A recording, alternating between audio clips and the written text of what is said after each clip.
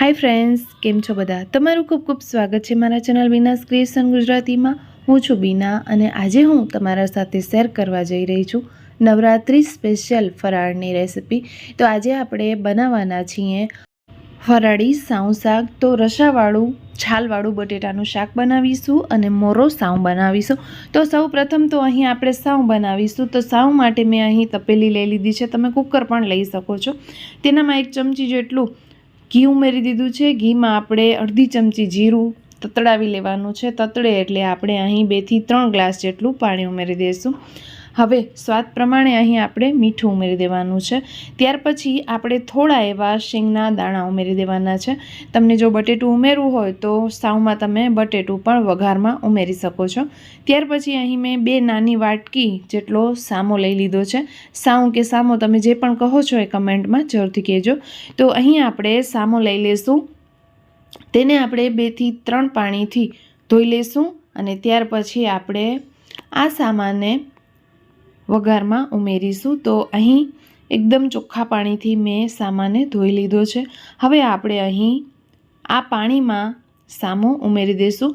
તો આ રીતે તમે સામો ખુલ્લો બનાવશો તો એકદમ ટેસ્ટી એવો બનશે।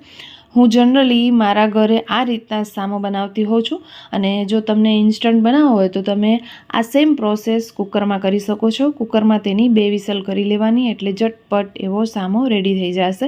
હવે મેં અહીં ગેસની ફ્લેમ ધીમી જ રાખી છે જેથી કરીને સામો જે છે એ તળીએ ચોટે નહીં। આપણે વચ્ચે વચ્ચે તેને ચમચાથી ચલાવતું રહેવાનું છે, નહીંતર તે ચોંટી જશે। તો ફ્રેન્ડ્સ, અહીં તમે જોઈ શકો છો કે સામો બનીને રેડી છે। આપણે ગેસની ફ્લેમને બંધ કરી મૂકશું અને હવે આપણે ફરાળી બટેટાનું છાલવાળું શાક બનાવીશું। તો છાલવાળું શાક બનાવી રહ્યા છીએ એટલે મેં અહીં બધા જ બટેટાને એકદમ સરસ રીતે છૂટ પાણીથી ધોઈ લીધા છે, જેથી કરીને તેનામાંની બધી જ માટી અને ઉપરનો જે કચરો હોય બધો જ નીકળી જાય। તો ટૂંકમાં આ બટેટાને એકદમ સરસ રીતે સાફ કરી લેવાના છે, કારણ કે આજે આપણે છાલનો પણ ઉપયોગ કરીશું એટલા માટે। તો અહીં બટેટા સરસ એવા સાફ થઈ ગયા છે। હવે આપણે તેની કટિંગ કરી લઈશું। તો તમને જેવી મન ફાવે એવી તમે બટેટાની કટિંગ કરી શકો છો। મેં અહીં પીસ થોડા મોટા એવા રાખ્યા છે, તેને આપણે સાઈડમાં મૂકી દઈશું અને હવે આપણે અહીં લઈ લઈશું ચોપર। ચોપરમાં આપણે અહીં 3 નંગ જેટલા ટમેટાં લઈ લીધા છે।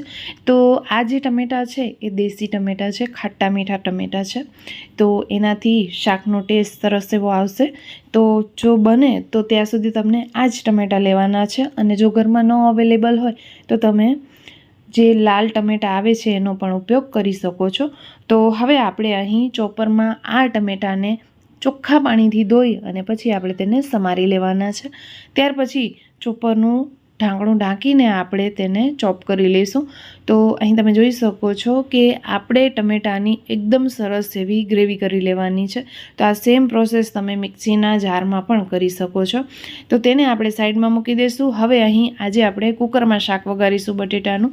તો 1 ચમચા જેટલું મેં અહીં તેલ લીધું છે, સાથે સાથે તમાલપત્ર અને 1 તજનો ટુકડો ઉમેરી દેવાનો છે। સાથે અડધી ચમચી જેટલું જીરું લઈ લઈશું અને 1 લીલું તીખું મરચું લઈ લઈશું, તે ઉમેરી દઈશું વઘારમાં અને જે આપણે ટમેટાની ગ્રેવી કરીને રાખી એ ગ્રેવી આપણે અહીં ઉમેરી દઈશું અને આ ગ્રેવીને આપણે 1 થી 2 મિનિટ માટે પકવવાની છે। તો 1 થી 2 જ મિનિટમાં આ ગ્રેવી ઉપર તેલ જે છે એ ઉપર તરી આવશે અને 1 થી 2 જ મિનિટમાં આ ટમેટાની ગ્રેવી સરસ એવી થઈ જશે। તો ફ્રેન્ડ્સ, અહીં આપણે વચ્ચે વચ્ચે તેને ચલાવી લેવાનું છે, ટમેટા નીચે તળિયામાં ચોટે નહીં એટલા માટે। હવે તમે જોઈ શકો છો ફ્રેન્ડ્સ કે તેલ ઉપર આવી ગયું છે, ફક્ત 2 થી 3 જ મિનિટ થઈ છે અને તો હવે આપણે છાલવાળા બટેટા જે સમારીને મૂક્યા હતા તે આપણે પાણીથી 1 વખત ધોઈને પછી આ શાકમાં એડ કરી દેવાના છે, મતલબ કે આ વઘારમાં એડ કરી દેવાના છે। એડ કર્યા બાદ ફરી પાછું આપણે અહીં ચમચાથી બધું જ સરસ એવું મિક્સ કરી લઈશું। જો આ રીતે ક્યારે ફરાળી શાક ન ટ્રાય કર્યું હોય તો 1 વખત જરૂરથી કરજો, ટેસ્ટી એવું લાગે છે અને છાલ બટેટાની બિલકુલ ન કાઢતા, તેનાથી ટેસ્ટ વધારે એવો આવે છે। હવે આપણે અહીં મસાલા કરીશું। તો 1 ચમચી મોટી આપણે લાલ મરચાંનો પાવડર ઉમેરીશું, 1 ચમચી ધાણાનો પાવડર, અડધી ચમચી હળદર પાવડર અને અડધી ચમચી જેટલો ગરમ મસાલો લીધો છે મેં અહીં। તો મને ઘણા ફ્રેન્ડ્સ પૂછતા હોય છે, બેન તમારો મસાલો કયો છે અને તેનું શું નામ છે. તો ફ્રેન્ડ્સ, અહીં હું તમને વિડીયોમાં જણાવું છું કે આ જે મસાલો છે એ હું ચક્કી ઉપરથી લઉં છું. તો પ્રોપર તેનું કોઈ નામ નથી, તેને ગરમ મસાલો તરીકે જ હું ચક્કીમાંથી લઈ આવતી હોઉં છું. તો ફ્રેન્ડ્સ, અહીં મેં સ્વાદ પ્રમાણે શાકમાં મીઠું લાસ્ટમાં ઉમેરી દીધું છે અને ટમેટાં આપણે થોડા ખાટા લીધા છે, તો તેને બેલેન્સ કરવા માટે થોડી આપણે ખાંડ ઉમેરીશું અને ત્યાર પછી લાસ્ટમાં આપણે લીંબુનો રસ ઉમેરી દઈશું. જો અત્યારે તમને લીંબુનો રસ ન ઉમેરવો હોય તો તમે જ્યારે શાક બની જાય ત્યારે પણ આ શાકમાં લીંબુનો રસ ઉમેરી શકો છો. મેં અત્યારે અડધો લીંબુનો રસ નીચોવી દીધો છે. હવે આપણે અહીં પાણી ઉમેરવાનું છે. તો આજે આપણે રસાવાળું છાલવાળા બટેટાનું શાક બનાવીએ છીએ. તો અહીં આપણે પાણી ઉમેરી દઈશું. તો અત્યારે તમને જેટલો રસો જોઈતો હોય એ પ્રમાણે અહીં પાણી ઉમેરી દેવાનું છે. તો મેં અહીં 1 ગ્લાસ આખો ઉમેરી દીધો છે અને પાછળથી પણ અડધો ગ્લાસ જેટલો પાણી ઉમેરી દીધો છે, કારણ કે 1 ગ્લાસ જેટલું પાણી બટેટા ચૂસી લેશે અને અડધા ગ્લાસ જેટલો રસો આ શાકમાં રહી જશે. તો અહીં મેં 2 વિસલ કરી લીધી છે શાકની. પ્રેશર ખતમ થાય એટલે આપણે તેનું ઢાંકણ ખોલીને આ રીતના થોડું આપણે ચલાવી લેશું એટલે રસો થોડો ઘાટો થઈ જશે. તો અહીં આપણે બટેટાને ચેક પણ કરી લેવાનું છે. જો ન થયું હોય તો તમે શાકને ફરી પાછું કૂક કરી શકો છો. તો અહીં તમે જોઈ શકો છો કે બટેટા આસાનીથી રંધાઈ ગયા છે. તો હવે આપણે સાવ શાકને સર્વ કરીશું.